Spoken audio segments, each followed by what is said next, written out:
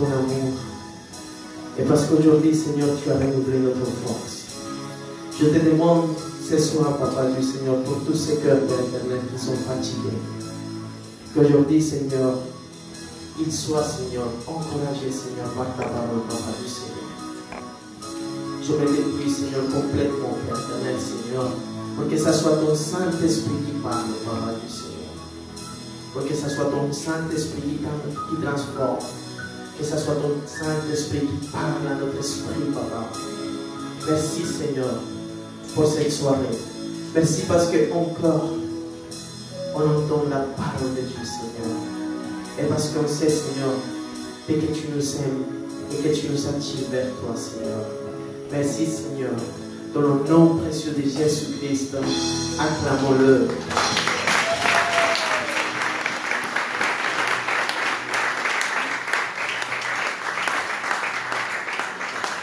Nous pouvons nous asseoir.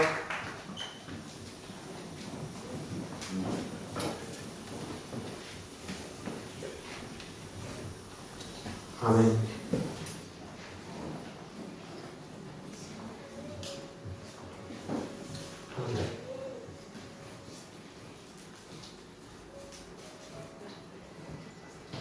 Alors, il y a Paul et Barnabas. On dit en français, c'est ça? Barnabas. Amen. Ils étaient en Antioche et ils ont prêché dans une synagogue. Et ils ont prêché tellement bien que presque tous les Juifs, ces jours, ils sont crus. Amen. J'espère que le Saint-Esprit aujourd'hui fasse du même dans chaque cœur. Que cette prédication, ça ne vient pas de moi, mais que ça vient vraiment de l'Éternel. Et qu'elle puisse transformer, qu'elle puisse ramener et combler un besoin de chaque personne. Et qu'elle parle à chaque personne dans leurs besoins. Amen. Et là, la parole de Dieu nous dit qu'ils ont été persécutés par les Juifs. Ils voulaient les lapider.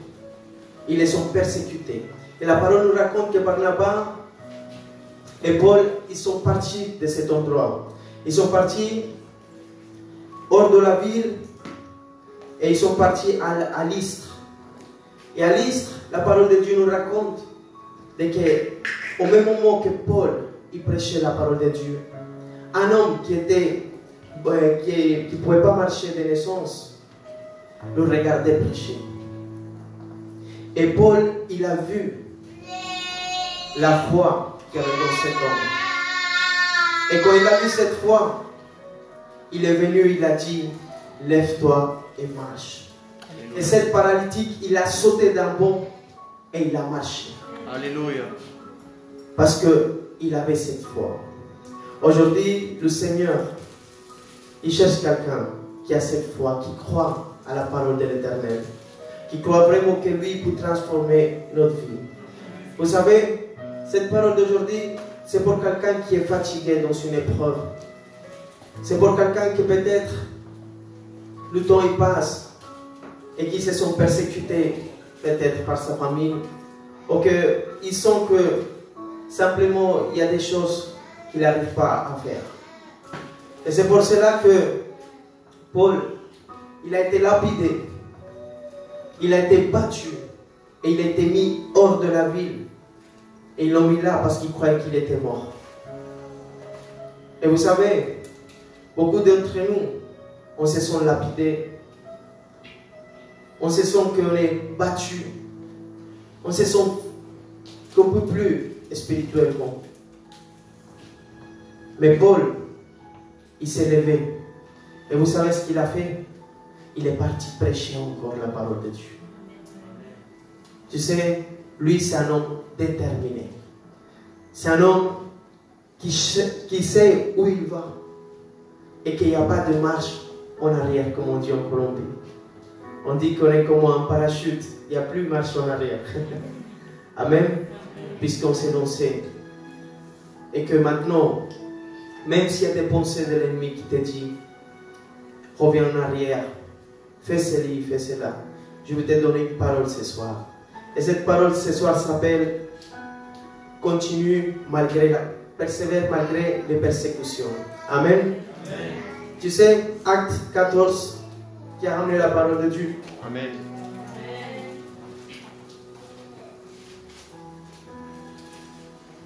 Verset 22.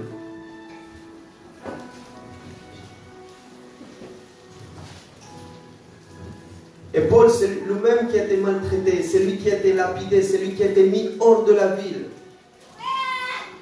Comme en étant mort, c'est lui-même qui parle, dit, fortifions l'esprit des disciples, les exhortons à quoi? À persévérer dans la foi. Et disons que c'est par beaucoup de tribulations, ou dans une autre version, par beaucoup de difficultés, qu'il nous faut entrer dans le royaume de Dieu. Amen. Amen. Acclamons la parole de Dieu. Vous pouvez vous asseoir. Vous voyez cet homme? Waouh! Et c'est là que Dieu veut qu'on arrive. Vraiment qu'on soit rempli de l'Esprit de Dieu. Pour qu'on puisse persévérer malgré les tribulations, les difficultés. Et qu'on résiste. Qu'on continue à persévérer. Qu'est-ce que ça veut dire persévérer? Persister dans une action, une résolution, une attitude malgré les difficultés rencontrées. Amen. Alors si tu pensais que tu étais tout seul à avoir des difficultés, je te dis que non. Que tout celui qui donne la vie à Christ, il a des difficultés. Il a des tribulations. Mais tu sais quoi? Mais il a aussi l'Esprit de Dieu. Amen. Et c'est lui qui va t'aider à persévérer. Aujourd'hui, si des pensées, des morts arrivent dans ta vie, chasse-le de tes pensées. Parce que ça ne sert à rien de perdre ton temps à penser à ces choses-là. Tu sais, on a été scellés, on a été choisis par Dieu. Et tu crois que tout ce qu'il a mis en toi, tu vas le perdre. Il a donné son Fils à la croix. Pour qui? Pour qui? Pour moi et pour vous. Amen. Alors, vous allez y arriver. Amen. Malgré ta difficulté, tu vas y arriver. Amen. Tu vas continuer, tu vas persévérer, tu vas résister. Amen. Et je veux que tu ouvres ta parole de Dieu encore, mais ne te lève pas. On va à Jacques, chapitre 4, verset 7. Et on va voir comment on peut résister la tribulation.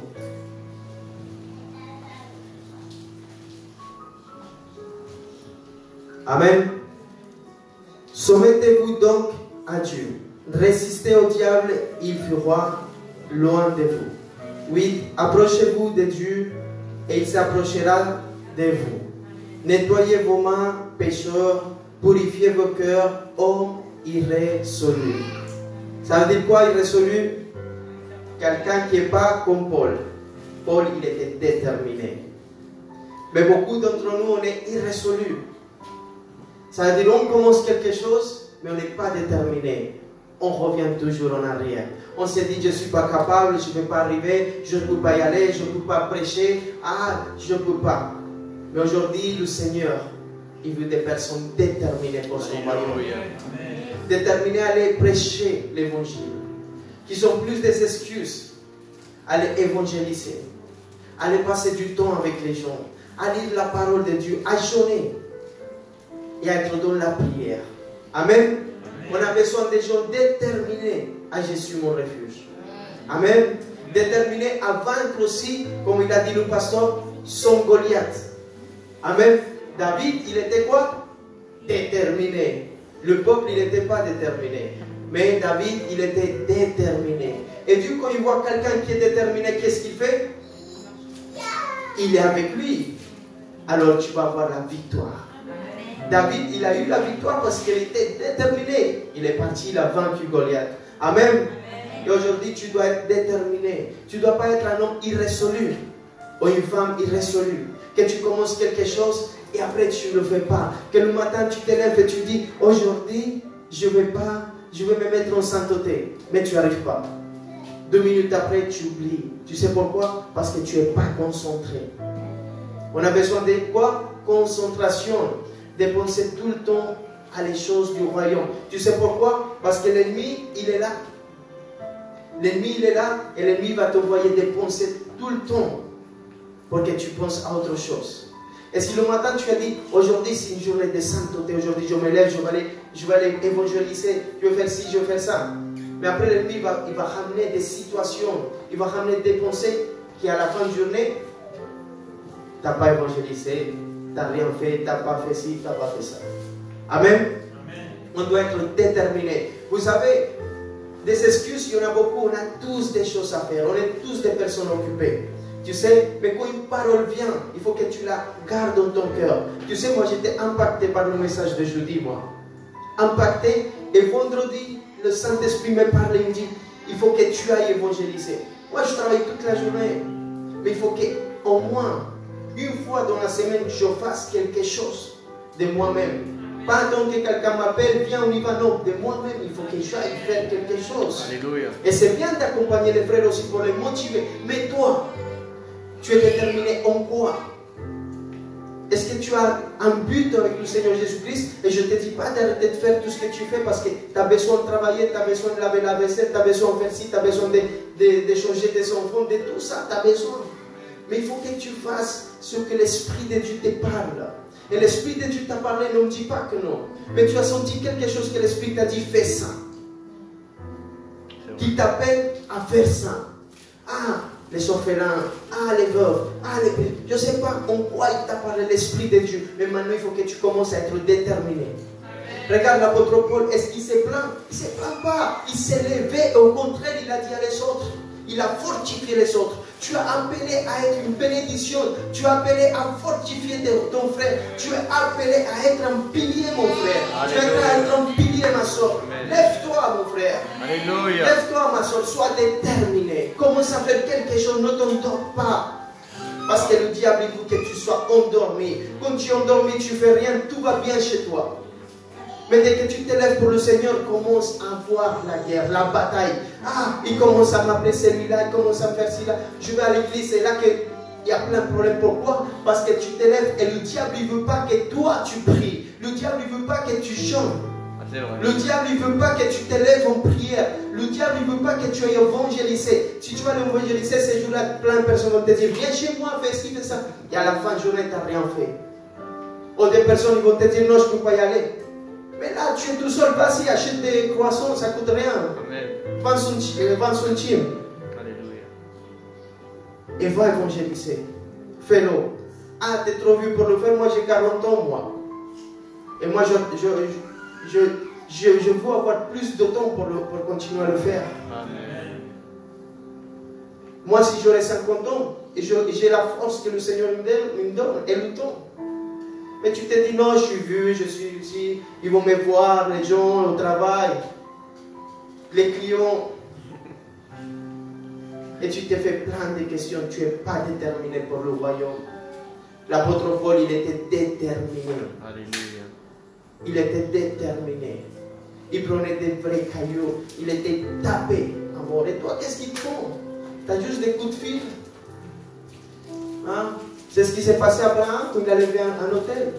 Au moment qu'il a commencé à adorer, c'est là que tous les oiseaux, les vautours, ils sont venus. Et il a commencé à les enlever. Et tout ça, c'est les pensées que le diable t'envoie quand tu commences à te déterminer à adorer véritablement l'Éternel. Parce qu'adorer ici, c'est facile. Mais adorer avec ta vie, en sacrifice vivant, c'est là que c'est dur. Parce que là, tu dois dire à plein de personnes, non, je ne peux pas. Je dois aller là. Amen. Amen. Aujourd'hui, c'est le jour où je fais ça pour le Seigneur. Yes. Amen. Amen. Mais moi, au travail, quand je prends un rendez-vous avec un client, je peux pas lui dire non, je dois venir. Alors, combien plus quand tu te prends un rendez-vous avec l'Éternel? Hein? Qui lui donne des rendez-vous à le Seigneur ici? Combien de personnes? Personne donne des rendez-vous à l'Éternel? Vous attendez tous que l'Éternel vienne vous prendre. Hein? Là, vous allez attendre longtemps. Parce que l'Éternel, il se laisse trouver. C'est à toi de chercher. C'est à toi d'être déterminé. C'est à toi de t'élever, de dire, je vais chercher les choses du royaume, je vais chercher l'Éternel. Et pas d'attendre que l'Éternel vienne, et que je sens la frisson de l'Esprit Saint, et que je me sens, waouh. Parce qu'on attend tout ça. On se sent bien que quand l'Esprit, la présence de l'Éternel, il est là samedi soir, au moment de l'administration, de la louange. Non, attends pas cela. Parce que l'apôtre Paul, il a été lapidé. Il n'était pas, et il s'est levé, il est parti encore. Alléluia. Là où il a été commencé à être persécuté. Il est reparti là-bas. Il n'était pas dans le royaume par des sentiments ou par des frissons. Et beaucoup de chrétiens, on est par des frissons. J'ai senti une frisson. Alléluia. Mais le royaume des cieux, ce n'est pas les frissons. Amen.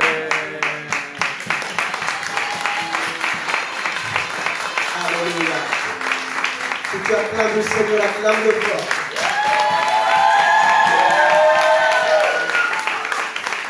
Il faut plus que tu sois tiède, mais déterminé.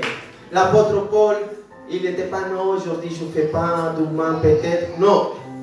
Il n'attendait pas qu'on aperçoive des gens qui sortent, qui ont décidé. Commence à dire, bon, je vais prendre, peut-être moi je travaille le mercredi, et mes enfants, ils sont, je ne sais pas comment vous organisez les mamans, les papas, et ce jour-là, vous dites, aujourd'hui je fais ça. Et appelez quelques-uns.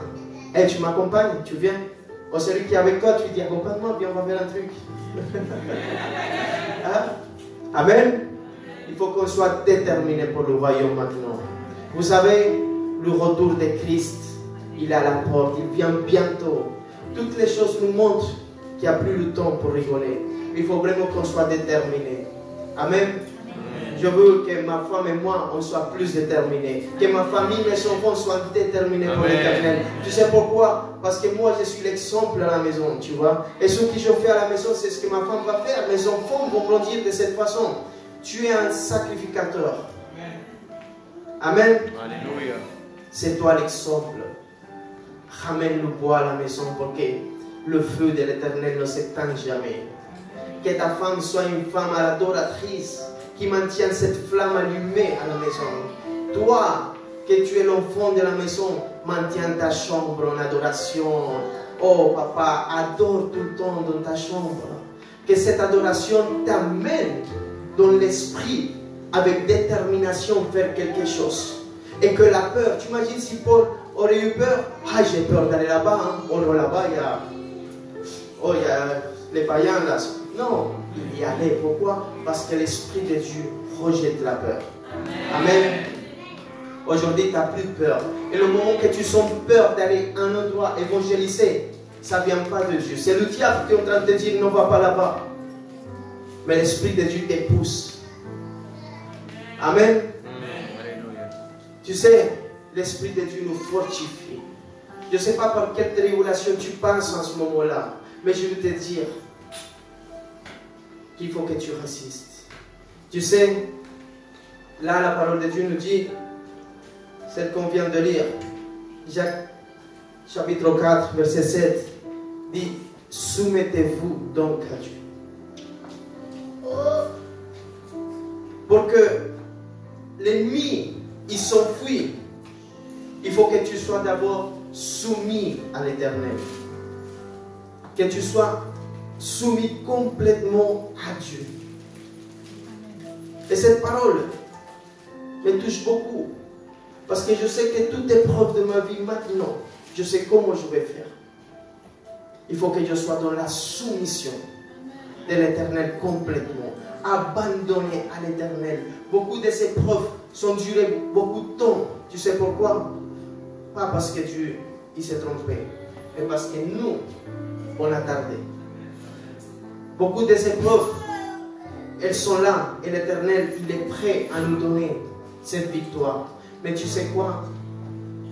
Il manque encore de la soumission. La soumission, c'est s'abandonner complètement à l'Éternel. C'est plus résister l'Esprit de Dieu. Parce que combien d'entre nous, on résiste l'Esprit de Dieu? Tu sais, si l'Esprit de Dieu nous montre ici, on ne pourra plus se cacher. Mais ici, Église, on résiste beaucoup à l'Esprit de Dieu. et qu'on résiste à l'Esprit de Dieu, on ne se soumet pas.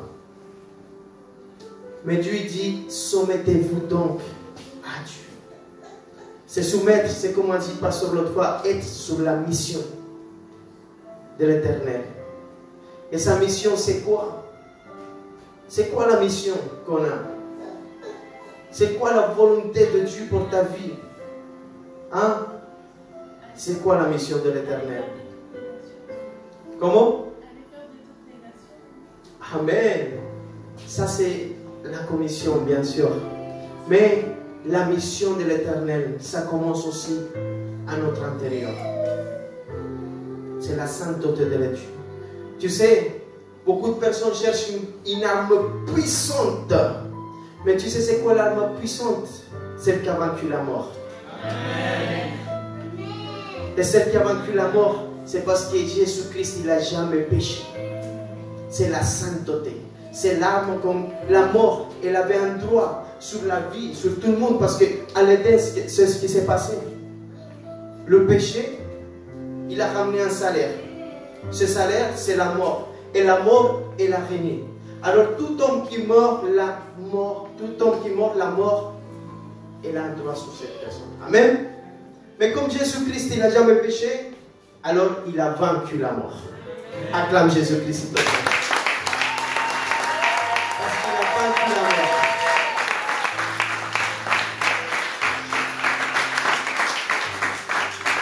Lui, il était soumis à sa mission. Il est venu et il était en soumission. Lui, en étant lui Dieu même, il s'est soumis à toutes choses. Il a été tenté en toutes choses et il a vaincu la mort de cette manière. Amen.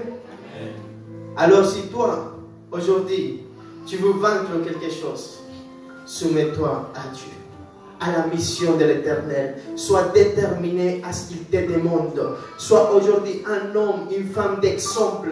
Là où tu te mets debout, que tu lèves le nom qui est sur tous les noms, le nom de Jésus-Christ. Puisque lui, il n'a pas eu honte de toi. Pourquoi tu as honte de lui? Maintenant, commence à prêcher l'évangile là où tu vas, au travail, là où tu te trouves. Tout le monde doit savoir que toi, tu appartiens à Jésus-Christ. Sois déterminé pour le royaume. Sois soumis. Ne résiste pas l'Esprit de Dieu. Amen. Ne résiste plus l'Esprit de Dieu. Que tu puisses écouter clairement où il veut te guider, où il veut t'amener l'Esprit de Dieu. Amen. Alors, soyons soumis à Dieu. Et après, qu'est-ce qu'il nous dit? De résister au diable. Amen. Mais tu sais, une chose t'amène à l'autre. Pourquoi? Parce que si tu ne résistes plus à l'Esprit de Dieu, tu vas résister au diable. Parce qu'au moment que tu te soumets à Dieu, il y a une guerre qui s'élève dans ta vie. Et le diable, il n'est pas content. Que cette femme, elle prie. Que cette femme de prière fasse trembler l'enfer. Que cet homme, quand il se met quelque part, il ouvre sa bouche, il fasse des dégâts pour le royaume des ténèbres. Je ne sais pas combien de dégâts vous avez fait dans le royaume des ténèbres. Mais je vais vous dire, le Seigneur, il est fier de vous. Puisque vous savez pas honte. Puisque vous savez déclarer une guerre contre les ténèbres. Et que maintenant vous êtes soumis sur la mission de l'Éternel. Et que maintenant vous résistez au diable. Amen. Maintenant vous résistez au diable. Amen. Maintenant vous quoi? Pourquoi? Parce qu'on est soumis à l'Éternel. Amen. Maintenant, à chaque fois que le diable va te parler, tu vas lui dire, maintenant je suis plus soumis à toi. Maintenant je suis soumis à l'Éternel Dieu. Je ne t'appartiens plus maintenant à toi. Maintenant je appartiens à un royaume. Wow. Un royaume, comme je dis, incorruptible. Immobible. Un royaume éternel. Tu sais, là où tu vas et tu es soumis à Dieu, tu marches dans la vérité, tu marches dans la lumière, tu marches avec la vie. Mais celui qui se soumet, qui résiste qui ne résiste pas au diable, il marche avec la mort. Parce que là où le diable met sa main, il ramène quoi? La mort. Il ramène quoi? La destruction. Il ramène quoi? Le mensonge. Et tu sais, beaucoup de fois, subtilement, le diable il rentre. Et je ne sais pas qui dort dans cette salle. Mais je vais te dire ce soir, réveille-toi. Ne te laisse pas endormir du diable. Parce qu'il est subtil. Et d'un moment à l'autre, tu te trouves en train de mentir. Un petit mensonge, tu commences. Ah, j'ai menti. Le patron, il t'appelle, t'es où? Je suis là à côté. T'as menti. D'accord? Il est subtil. Et tu sais, il ne faut pas que, quand ça t'arrive, pour plus petit que ça soit, que ton cœur il soit attristé. Amen. Et que tu te repens, que tu dis, il faut que je aille dans l'augmentation. Il faut que je sois chaque fois mieux, que je monte pas. Amen. Pourquoi? Parce que le diable, il est en train de te faire rentrer dans son champ. Et tu n'es pas en train de résister. Beaucoup de personnes ici, ils dorment même avec le diable, ils ne se rendent pas compte. Pourquoi? Parce qu'ils font des choses, ils regardent des choses, ils se laissent caresser la tête par le diable. Et ils disent, ma vie, c'est dans la victoire. Bien sûr, s'il n'y a rien qui se passe dans ta vie, c'est parce que le diable est en train de caresser ta tête. C'est parce que tu ne t'es pas levé pour Dieu. Regarde, est-ce que Paul disait, ah, je vais dormir tranquille. Il n'y a pas de guerre. Ah, merci Seigneur, aujourd'hui je suis béni. Non, il était béni quand il allait prêcher la parole de Dieu, qu'il était lapidé. C'est là qu'il était béni, Paul. C'est là qu'il était béni, Pierre, quand il s'était emprisonné, quand il s'était dans les prisons. Là, il comprenait qu'il était en train de faire quelque chose pour le royaume des cieux. Mais toi qui dors, et que tu crois parce que tu as une grande télé dans le salon, parce que tu as tout le luxe, tout le confort, que tu es béni, c'est parce que le diable, il te caresse la tête. Ne te laisse plus caresser la tête pour le diable. Parce que je vais te dire quelque chose. Jésus-Christ, il a ramené une paix qui surpasse tout entendement, mais il a ramené aussi la guerre. Et ta mère et ton père, ils seront contre toi quand tu seras levé pour le royaume des cieux. Et tu comprendras pas pourquoi tes frères de sang, ils vont te rejeter, ils vont te mépriser. Et des gens, ils vont te dire que tu es passage, que tu es bête, que tu appartiens dans une secte. Et là, tu te rends compte qu'une guerre s'est levée dans ta vie. Et là, tu sais que tu t'es levé pour Dieu aussi. Amen. Amen. Gloire à l'Éternel alors. C'est une guerre chez toi. C'est parce que tu es dans le bon chemin, puisqu'il a dit, le chemin, il est étroit.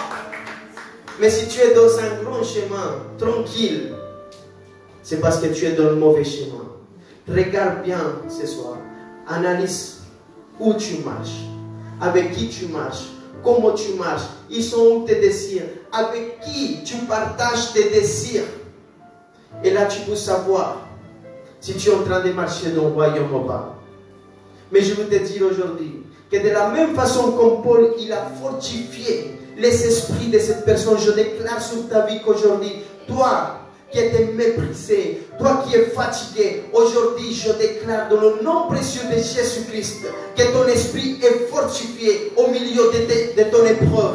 Qu'aujourd'hui tu es fortifié, qu'aujourd'hui tu es déterminé et qu'aujourd'hui tu auras une force, que tu vas courir des kilomètres et tu ne seras pas fatigué. Amen. Puisque tu t'es levé pour l'Éternel. Aujourd'hui l'Éternel lui te dit, tu n'es pas seul, je suis avec toi. Aujourd'hui je veux me laisser trouver pour toi. Quelqu'un qui s'est séparé, qui ne trouve plus l'Éternel, il veut te dire, c'est à toi de te lever et de chercher aujourd'hui. Lève-toi pour l'Éternel. Amen. Lève-toi pour l'Éternel. Sois quelqu'un qui est déterminé. Quelqu'un qui mange la parole. Oh, quelqu'un qui mange la parole. Quelqu'un qui mange la parole. Lève-toi pour l'Éternel et sois déterminé. Aujourd'hui, tu dois être déterminé. C'est fini la paresse. Oh, c'est fini les gens qui disent que je suis mon refuge. Parce qu'aujourd'hui, je suis mon refuge. C'est des gens vaillants qui se sont levés.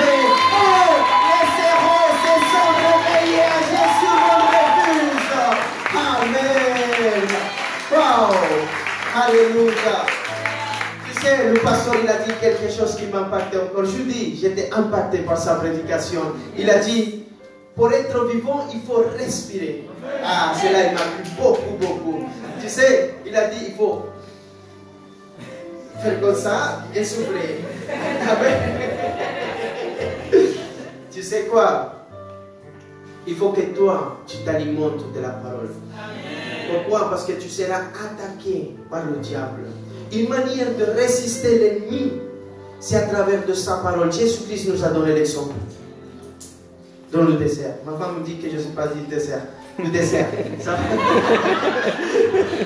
Dans le désert. Alors j'évite ce mot. Dans le désert. Amen. Alors, il faut que tu manges la parole de l'Éternel tout le temps pour que tu puisses répondre à l'ennemi. Parce que lui, il connaît la parole mieux que toi. Et il nous l'a montré encore une fois là. Il a dit les Écritures et dit. Bah toi aussi, réponds-lui avec les Écritures. Mange pour que tu puisses souffler la parole. La parole, c'est la vie. Il a dit quelque chose. Que Dieu l'avait soufflé, quoi? La vie. Quand tu souffles la parole, tu es en train de souffler la vie sur ta famille, sur tes enfants, sur tout le monde. Là où tu te lèves, quand tu souffles la parole de Dieu, tu es en train d'envoyer Jésus-Christ, l'Esprit de Dieu, l'Esprit de vie, l'Esprit de résurrection, sort de ta bouche, puisque tu as déjà mangé la parole. Alors tu peux donner la vie. Combien de personnes ici sont données la vie? Amen. Dis Amen. Est-ce que tu as parlé au moins à une personne de Jésus-Christ? Oui. Bah lui, c'est la vie. C'est le chemin. C'est la vérité. Alors quand tu parles de Jésus-Christ, tu es en train de lui donner quoi? La vie. Tu es en train de lui montrer quoi? La vérité. Tu es en train de montrer quoi? Le chemin. Alors tu as déjà fait ces trois choses là au moins dans ta vie de chrétien. Alors tu es déterminé alors maintenant. Amen. Alors soyons déterminés. Malgré nos persécutions, l'apôtre Paul, il a été persécuté. Il n'a jamais baissé les bras. Il attendait la mort avec joie parce qu'il savait où il allait. La peur doit partir de notre vie. On ne doit plus avoir peur de la mort puisque nous, on ne va pas mourir même si on meurt. Amen. Alors, pourquoi tu as peur de la mort? Puisque nous, on a l'éternité. Amen. Alors, toutes ces choses-là doivent partir maintenant. Dis, toutes ces choses sont parties de ma vie maintenant. La peur, elle part. Dans le nom précieux de Jésus-Christ. Asseyez-vous. On va lire un peu. 1 Pierre, chapitre 5, verset 8. Soyez sobres, restez vigilants. Votre adversaire, le diable, rôde comme un lion rugissant. Cherchons quoi? Qui dévorer. Tu sais, sobre, ça veut dire qui est marqué par la mesure, la modération, une vie sobre. Éveiller, ça veut dire porter ses soins attentifs sur quelque chose, quelqu'un pour le protéger. Veiller sur sa santé. Faire attention à quelque chose, s'en occuper, veiller à ce que cela ne se produise plus. Alors, il faut qu'on soit sobre. Ça veut dire qu'on vit une vie maintenant. Mais qu'on sait qu'on est dans la... On a dit quoi? Dans la soumission.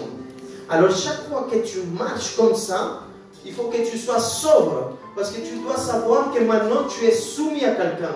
Et que maintenant ta volonté ne t'appartient plus. Mais ta volonté, c'est la volonté de l'Éternel pour ta vie. Alors tu sois sobre pour marcher. Et que tu vois que tu peux être une pierre d'achoppement pour quelqu'un, tu dis non, je ne le fais pas. Peut-être boire une coupe d'alcool, c'est pas mauvais. Peut-être ça ne va pas t'envoyer en enfer. Mais si quelqu'un passe par là, qui a des difficultés avec l'alcool, il te voit, il te dit, ah, le leader de l'église, regarde, il boit, moi aussi, hein. Alors il boit, mais lui, il n'est pas fortifié, il tombe, il ne se relève pas. Tu as été une pierre d'achoppement parce que tu ne marches pas sobrement. Soyons sages, intelligents. Amen. Amen. Amen. Maintenant, marche sobrement. Tu sais, maintenant, il faut qu'on meure à soi-même. Et peut-être beaucoup de choses que tu aimes faire. et que peut-être tu dis, c'est pas péché, ça ne va pas me condamner. Mais par l'amour que Dieu a déversé dans ta vie, arrête de le faire. Tu sais pourquoi? Parce que peut-être tu es fort, mais ton frère, ta soeur, elle commence dans le chemin, elle peut tomber à cause de toi.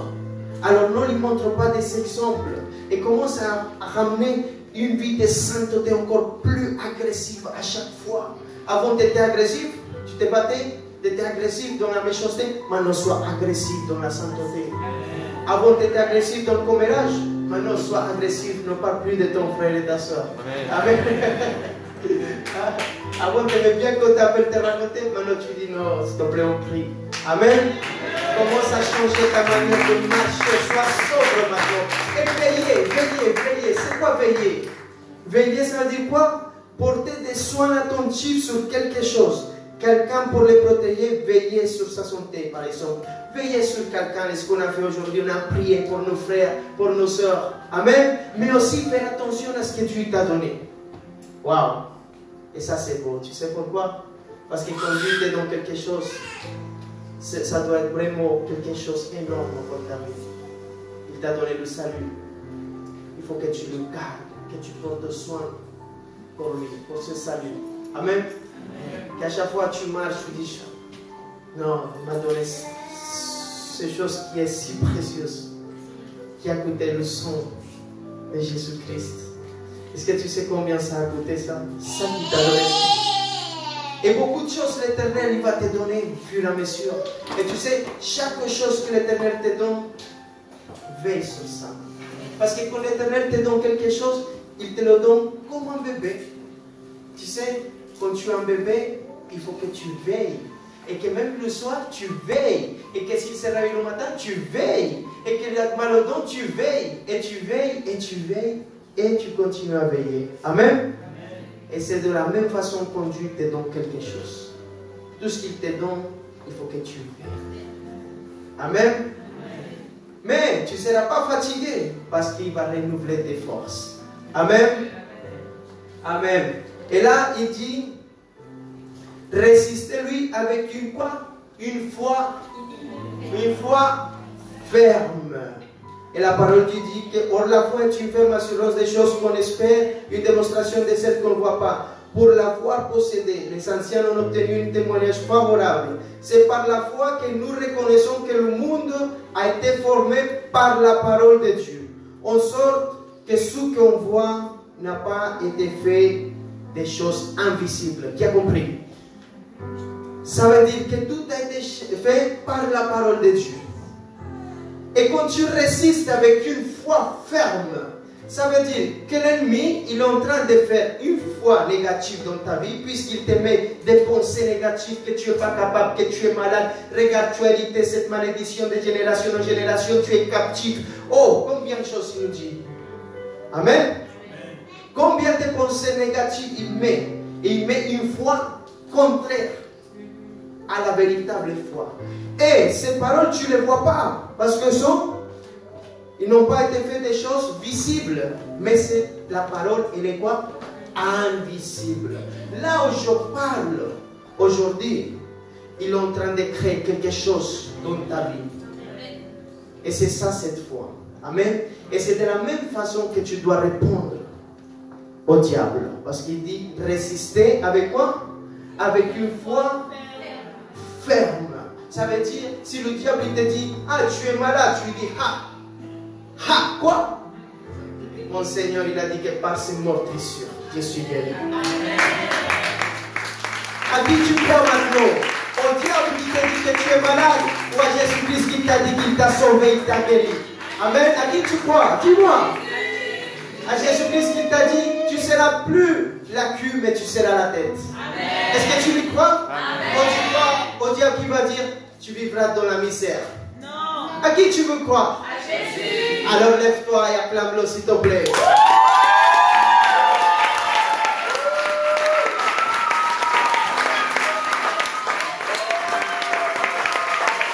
Alléluia. Oh, gloire à Dieu. Tu sais, Job il a dit, ce que je crains, c'est ce qui m'arrive. Ce que je redoute, c'est ce qui m'attend. La peur vient de qui? On a dit? Du diable. Du diable. Tu sais, Job, il était un homme bien, comme beaucoup d'entre nous. Beaucoup d'entre nous. Il faisait des sacrifices pour ses enfants à chaque fois. Mais pourquoi il faisait autant de sacrifices? Tu sais pourquoi? Parce que le diable, il était en train de lui dire quelque chose déjà dans sa tête.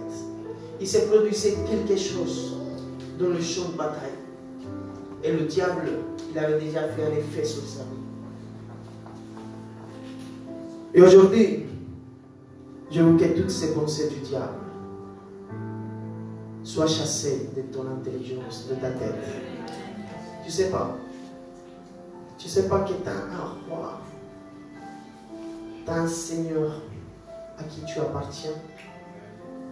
Et quand nous, on appartient à un roi, quand on appartient à Dieu, il nous donne quoi? Il ne nous donne pas la peur, il nous donne la sécurité.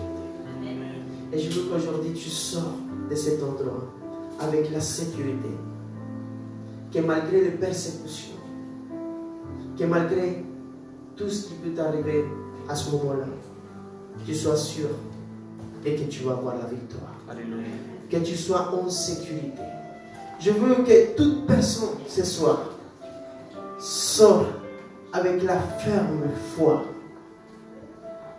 et avec une ferme sécurité. Tu sais, avant, quand je montais là, j'avais un peu de peur. Je disais, comment je vais parler? Ah, mon accent, pasteur, non. Pasteur, vas-y. Tu sais, un jour j'ai lu que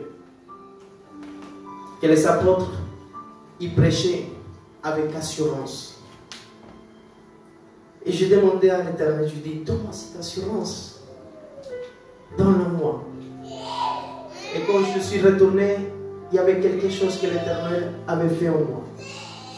Je ne sais pas si je prêchais mieux ou pas, mais maintenant j'avais une assurance de que cette parole allait faire un effet dans ma vie et dans la vôtre.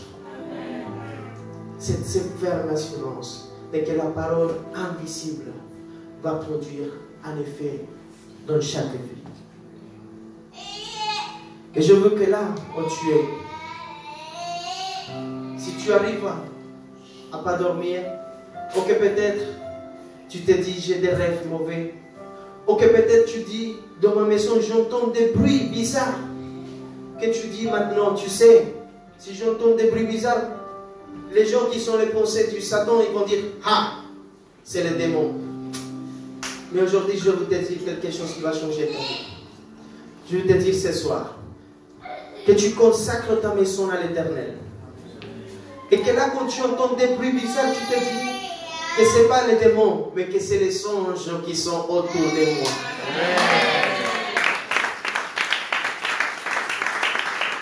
Que ta vie soit consacrée à l'Éternel. Et que toutes les choses que tu penses, tu visualises. Maintenant, tu ne vois plus le démon partout, mais que tu vives dans le royaume, ici sur la terre. Tu entends un bruit, tu dis, ah, les anges, ils sont là. Amen. Ils sont en train de me protéger avec une épée nue. Amen. Alléluia. Et avant de dormir, tu dis, je me couche et je m'endors. Hein? En paix. Pourquoi? Parce que l'Éternel me donne quoi? Et je veux que tout le monde sorte ce soir avec ça aujourd'hui. En sécurité. Que tu puisses dormir en sécurité. Que tu puisses te sentir là où tu marches en sécurité. Que si tu passes par la vallée d'ombre de mort, tu ne crains aucun mal, puisque l'Éternel est avec toi. Amen. Je veux inviter la louange.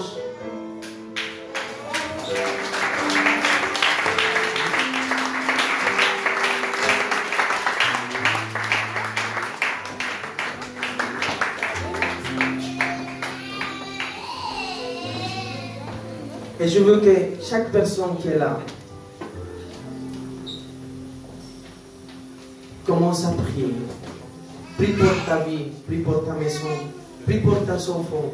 Et commence à annuler toute parole des médecins. Commence à annuler toute parole des gens qui t'ont dit que tu étais bête. Et quand on t'a dit que tu étais bêti maintenant, l'esprit d'intelligence, de sagesse. Commence à prêcher la parole de Dieu dans ta vie, dans ta famille. Amen. Celui qui est malade, qui sont dit par ses meurtrissures. Et je veux que tu commences à prêcher d'une manière, avec assurance maintenant. Amen. Et je veux que le piano nous accompagne. Et qu'on va lever tous une prière au ciel. Et qu'aujourd'hui, toute négativité que le diable il a sémée dans ta vie, maintenant je la chasse dans le nom précieux de Jésus-Christ. Et aujourd'hui, je crois, je suis convaincu que l'Éternel est sur le trône de la grâce maintenant. Et que ta prière va monter au ciel comme un odeur agréable, avec un parfum agréable au ciel. Et qui va exaucer ta prière maintenant. Commence à prier.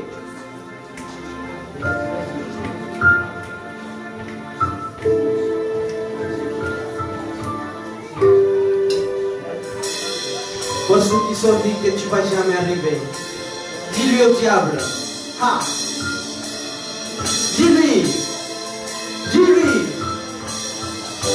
j'ai la victoire, parce que celui qui habite en moi, il est plus grand, il est plus fort que celui qui est dans le monde. Alors, qui sont ceux qui sont dans la victoire ce soir? Lève une prière, que toute parole de l'ennemi soit chassée, que toute plainte de l'ennemi soit brisée. Prie, je te sens pas mon frère, prie, rentre dans l'esprit maintenant, là au plus profond, là où l'ennemi il a abîmé quelque chose dans ta vie. Reviens depuis ton enfance, que l'esprit de Dieu te transforme à ton enfance, là où quelque chose s'est brisé dans ta vie. Je déclare que maintenant la restitution, la restitution, que toute malédiction générationnelle maintenant elle est brisée. Prie que l'esprit de Dieu t'amène à ton enfance maintenant et qu'il te montre là à ceux qui sont passés par le feu. Maintenant tu dis, oh, aucun nouveau mot, aucun enchantement à la puissance qui est mon maître. Dis-lui, enchantement t'as plus d'effet sur ma vie. Sorcellerie, t'as plus d'effet dans ma vie.